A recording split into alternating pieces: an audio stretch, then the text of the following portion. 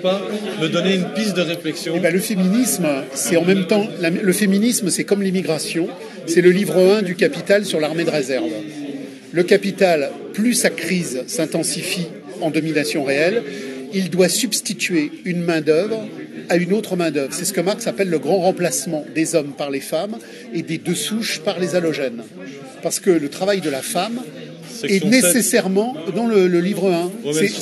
C'est section 7, chapitre 25. Ouais. La mise au travail des femmes a pour objectif de faire baisser le coût du travail en général. Parce que les femmes vous disent ah ben moi au boulot je suis moins payé qu'un homme.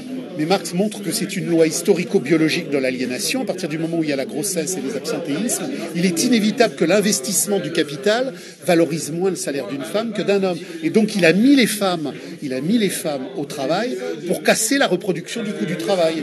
Et c'est pour ça que en 75, vous avez à la fois la loi sur l'IVG et à la fois la loi sur le regroupement familial. Les femmes au travail, de moins en moins d'enfants de souche et de plus en plus d'immigrés halogènes. Et qu'est-ce que vous répondez alors aux féministes qui disent de toute manière, moi je me bats pour l'égalité totale, tant de l'émotionnalité, oui. Donc ontologiquement, la femme et l'homme c'est exactement la même chose. Et elles disent on a les mêmes désirs, on a les mêmes pulsions, on a les mêmes ça. Non, et, parce que l'indifférenciation. Si moi je suis une femme, et que j'ai un enfant, je sais aujourd'hui ce que Marx avait déjà analysé, que mon lait maternel n'est pas le même entre le premier jour de l'allaitement et la 3e année.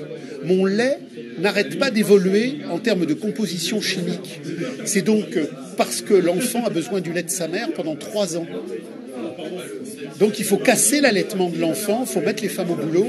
Donc il y a toute une recomposition.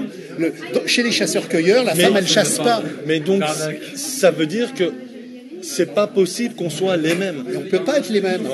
Dans la communauté traditionnelle. Mais donc c'est de la névrose alors. Bien sûr que c'est de la névrose. Mais bien sûr que c'est une. L'homme est chasseur. Il est l'homme de la lance. La femme, elle est au jardin. Elle est la femme du panier, du recueillir. Pourquoi ? Pas parce que pas dans la communauté traditionnelle on méprise la femme. C'est qu'elle a l'enfant sur le ventre. Après elle a l'enfant sur le dos. Elle peut pas chasser le mammouth. Donc la femme, elle est à la maison au panier, mais c'est une tâche noble, et c'est pour ça que dans les communautés matriarcales, la femme est sanctifiée. La grossesse n'est pas le lieu de son appétissement. Oui, j'ai lu Engels, oui, effectivement. La femme est sacralisée par sa grossesse. Absolument. Propriété l'État et la famille.